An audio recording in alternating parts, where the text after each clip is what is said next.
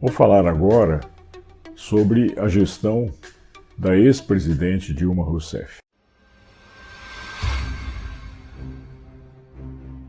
Quando eu vejo na minha página críticas ao governo do PT, as referências são ao governo do PT, os 13 anos do governo do PT. Portanto, junta Lula e Dilma. Quando se faz crítica ao governo, se fala o governo Lula-Dilma. Eu faço questão de separar a gestão Lula da gestão Dilma, que foram muito diferentes.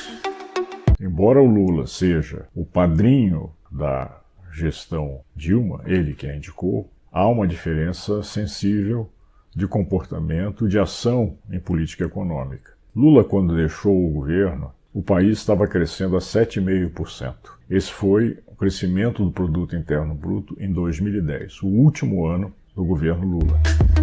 Quando a Dilma entrou, a primeira providência que foi feita foram as chamadas medidas macroprudenciais. Um aumento substancial nos custos de empréstimo, especialmente para empréstimos de mais longa duração, para compra de veículos. E aí sim, as exigências para que os bancos pudessem fazer esse tipo de empréstimo cresceram muito, o que encareceu muito esses empréstimos.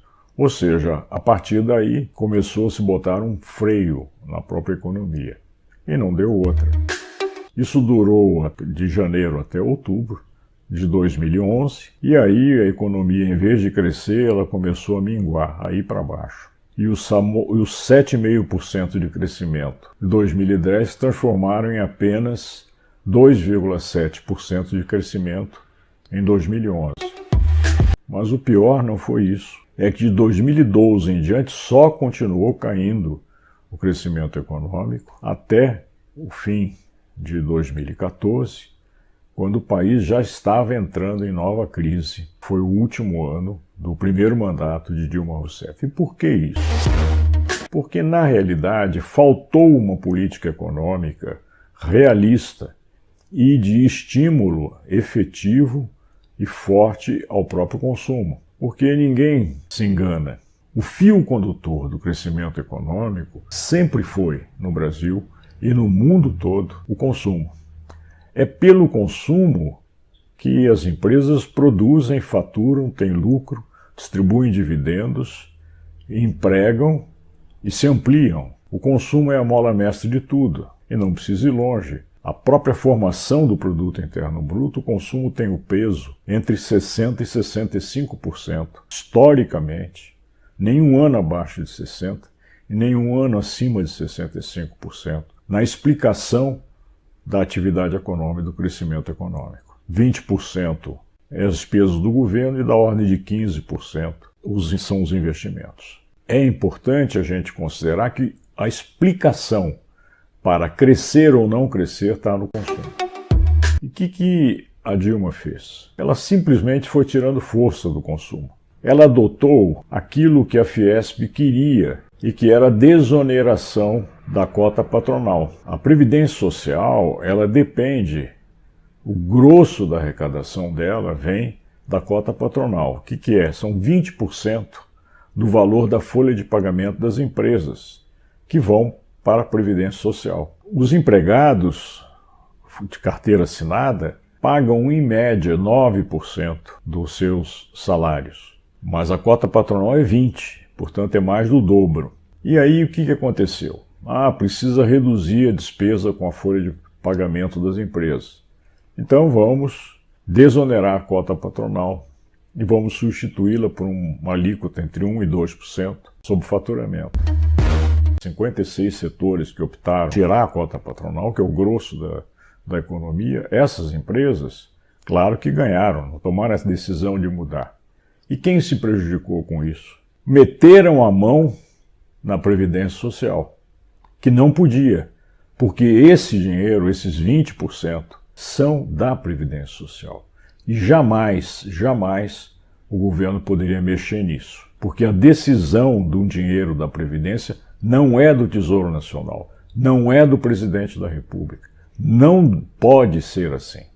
porque aí você acaba criando aquele argumento que hoje tanto se usa de que a Previdência vai estourar. A partir daí, a receita da Previdência, quando essa cota patronal foi sumindo, a receita foi caindo e prejudicando e criando um aumento de déficit na Previdência Social, junto com uma crise econômica que gerou um desemprego crescente a partir de 2014, as coisas todas se complicaram. Ora, quando você não estimula o consumo como deve, e quando você começa a reduzir aquelas entradas de recursos que deveriam vir para a Previdência Social, está aberto um caminho por um problema bastante grave que foi o que acabou acontecendo.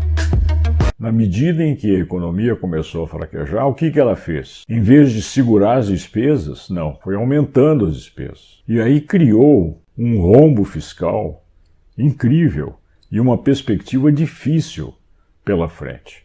Aí todos os indicadores fiscais foram piorando. Quando houve a eleição de 2014 para a presidência da República e que ela se candidatou para um novo mandato, com a disputa com Aécio Neves, ela fez uma campanha dizendo: não, nós não temos problema, nós não estamos com crise. Eu vou continuar a fazer o desenvolvimento econômico.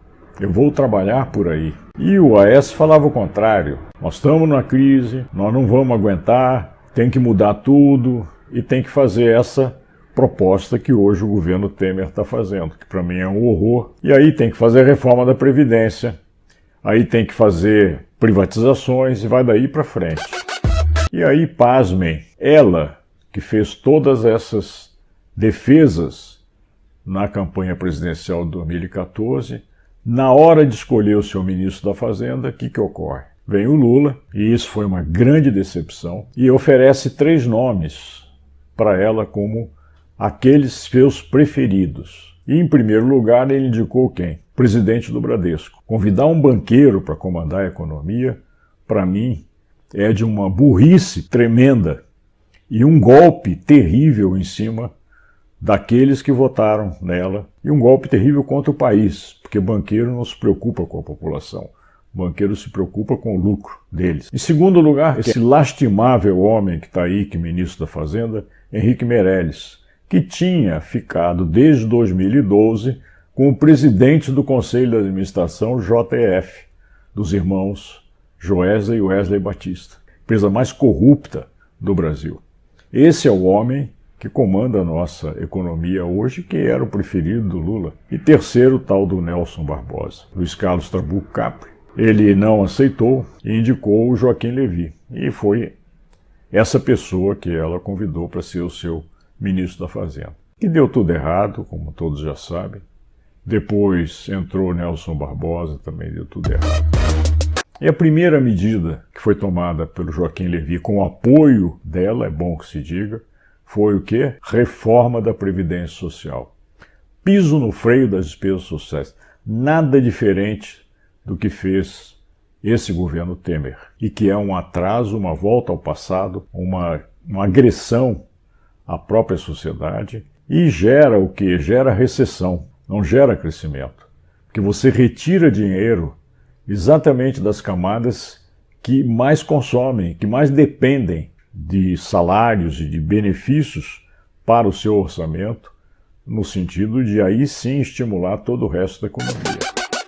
Então, Dilma Rousseff foi um atraso, no meu ponto de vista, sem entrar em considerações de que ela tornou a situação da Petrobras e da Eletrobras insustentável, porque andou fazendo populismo tarifário com a Petrobras e com a Eletrobras, coisa que teve que ser revertida porque entupiram a Petrobras e a Eletrobras de dívidas com a banca internacional, desviando recursos que deveriam ir para fazer perfurações de petróleo, fazer refinarias e melhorar o sistema elétrico do país para pagar juros ao capital internacional. E até hoje a Petrobras ainda se ressente de tudo isso, fora os problemas de desvio que ocorreram desde a época.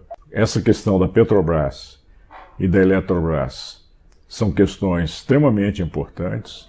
A Petrobras já se fala em tentar privatizá-la, a Eletrobras nem se discute mais, ela tem que ser privatizada, segundo o governo, não é a minha opinião, mas está tudo caminhando para isso. Por quê? Porque você enfraquece as duas principais empresas estatais e quando você enfraquece, você abre a porta para privatização. Então, essa discussão sequer começou a ganhar substância, mas provavelmente vai entrar em discussão nessa campanha eleitoral. Essa é uma avaliação que eu faço tanto do governo Lula quanto do governo Dilma, e eu entro na avaliação desse desgoverno que está aí, que é uma verdadeira quadrilha a comandar o nosso país, que é o governo Temer.